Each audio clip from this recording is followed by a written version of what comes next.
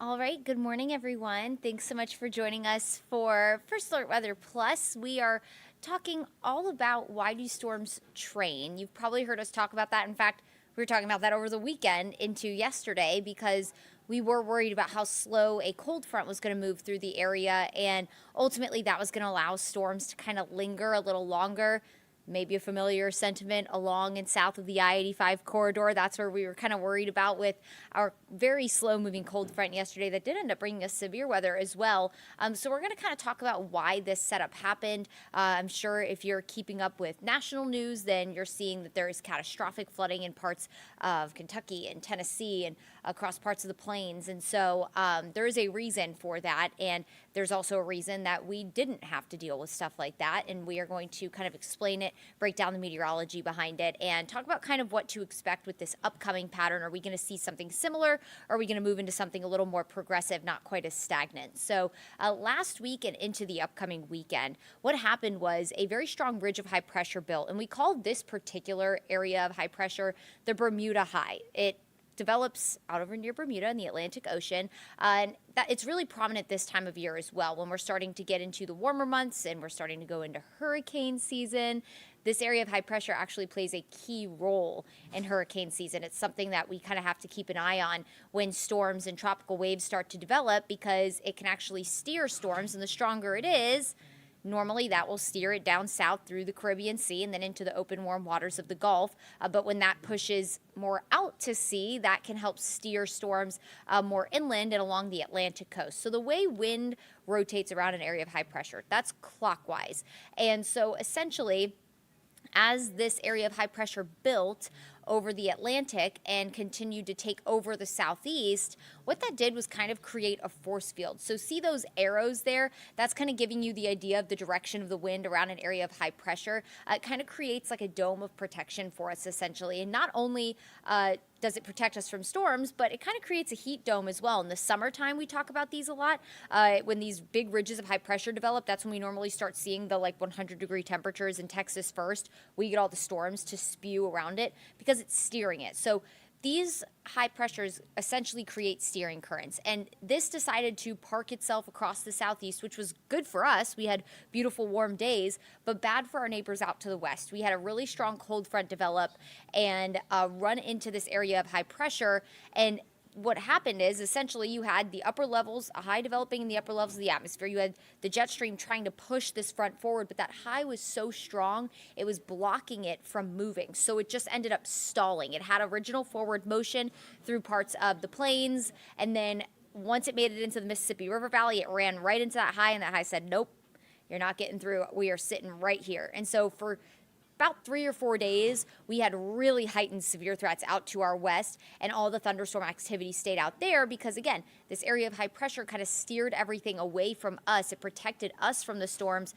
but then as soon as that weakened, that's when that allowed that cold front to move through, give us our rain and storms, and ultimately our cool down today. So that is why storms start to train. When we get these strong ridges of high pressure that block any kind of forward motion, you have storms start to train in the same spot because they're being essentially pushed back against. So you have one thing trying to move west to east and another thing saying, no, you're going to sit right here. And that allows everything to train over and over and over again because its lifting mechanism, the cold front, isn't moving. So you're just constantly getting all the ingredients to lift showers and thunderstorms over and over again. And that can create a flash flooding risk because take a look at this. As that ridge stayed over us here in Georgia and across the southeast, it caused torrential rain. We're talking rainfall total amounts up in places like Kentucky, Tennessee, into Arkansas of over a foot. Those really light pink colors you're seeing, look at this, potentially in parts of central Kentucky, close to 13 inches of rain. This is over the past 5 days, and really for Kentucky, that was over a period of about 3 days. So that's about like 3 months worth of rain in just a few days, which is what caused all that flooding. Close to 12 inches of rain in southern Kentucky, northern Tennessee. We're talking over 9 inches of rain in Arkansas. Even along the coast near Louisiana and the southern Mississippi and Alabama coast there, close to 11 inches of rain. Because again, as that front made its way through, it moved fairly quickly through North Georgia, but then moving closer to the coast, it's slowed down. So as we zoom in a little closer here, take a look. We were talking about those highest rainfall totals along and south of the I-85 corridor, and that's exactly true. Picked up close to 5 inches of rain. Now, this is all radar estimated. These aren't official totals, but radar estimated totals of close to 5 inches of rain in parts of southern Coweta County. Jasper and Putnam counties picking up close to 5 inches of rain. The city of Atlanta did officially over 2 days pick up 2.9 inches of rain, where I managed to pick that point from our radar estimated totals here, 2.3, so close. But most of Metro and areas from Atlanta off to the north picked up between 2 to 3 inches of rain. It does look like there was a small pocket up towards like Lake Lanier that picked up just under 2 inches of rain, but nonetheless, highest totals south of the city, because as that high started to push off the coast, it wasn't a very quick moving process. It never really is. So as that front moved in, it moved closer and closer to the coast. It had to battle with that high because it didn't quite push all the way out over into the Atlantic yet. So that allowed those storms to continue to train. The forecast that impacts you, that you feel, whether it's rain, cold, warm, that's all happening at the surface, right? But the upper levels of the atmosphere are a huge part of how we make our forecast for you and tell us what we need to know about the weather and the pattern that we're in. So when we saw that ridge build, we're like, okay, great, it's going to be warm, it's going to be dry. But then as soon as we saw it start to weaken, we said, okay, we're probably about to get into a pretty wet pattern. But this is a really strong ridge, so it's probably going to take a while for it to weaken, and that's going to make a slow-moving cold front, not one of those really quick, sweeping cold fronts that we do get in the springtime quite often. So going on from here, what's going to happen? Well, that high moved out. That allowed our upper levels of the atmosphere to dip south, pull in some cooler air, giving us this cooler morning. That's not going to linger around all that long. Going into next week, while we'll stay chilly into the upcoming weekend, at least through Saturday, temperatures will generally be in the 60s this week, with the exception of Thursday. We're going to have another ridge build. Now, this isn't one that's out over the Atlantic Ocean. This is one that will develop kind of over the plains and then move off to the east and move into the southeast and give us a warming trend. So these ridges can grow very strong, especially in the summertime when the temperatures are warmer.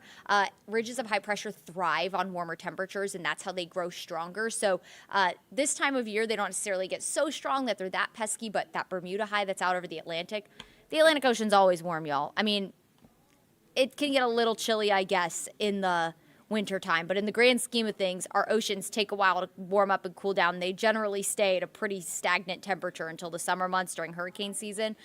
So that's why those Bermuda highs usually get really strong over the ocean, because ocean temperatures aren't going to drop into the 20s like it does out to our west. So anyway, going into next week, we will have another area of high pressure build that'll help warm us back into the 80s next week, actually. But notice it'll be pretty brief. It does look like we'll get at least another shot of slightly cooler air going into early to middle of next week. Doesn't look like we'll see any freezing temperatures next week, but just know we're entering into a more progressive pattern. So I don't see that we're going to have any kind of really strong ridge over the next couple of weeks. Now, that could very well happen as we go into May and things start to warm up and these ridges do build stronger, but at least through mid to late month, we will have a pretty progressive pattern that will give us brief periods of really warm weather and then maybe cooler than average or near average weather. So no more big stagnant pattern that's going to cause catastrophic flooding to our west or here in North Georgia, and that's the good news. As much as it was nice to have that dry weather, when it's nice here sometimes, that can cause problems somewhere else because the weather is all connected in some way.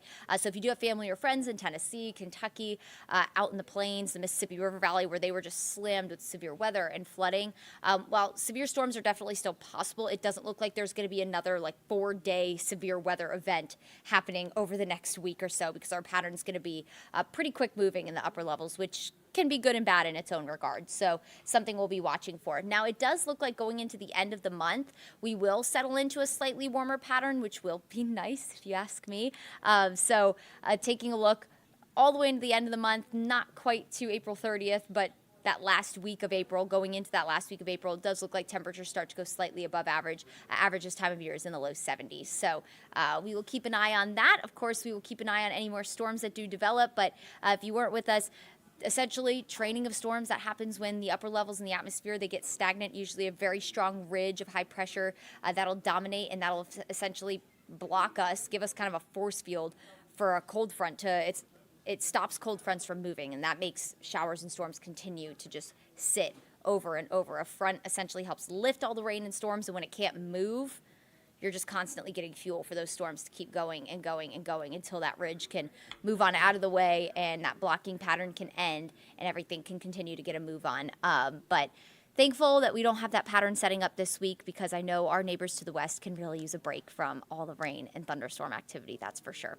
All right, everyone, I appreciate you spending time with us here on First Alert Weather Plus. Make sure to join me on Atlanta News First at noon. We'll give you your full 7-day forecast that shows quite the roller coaster of temperatures, some rain chances as well Thursday night into Friday. Full details on that will be coming your way at noon. We'll catch you there.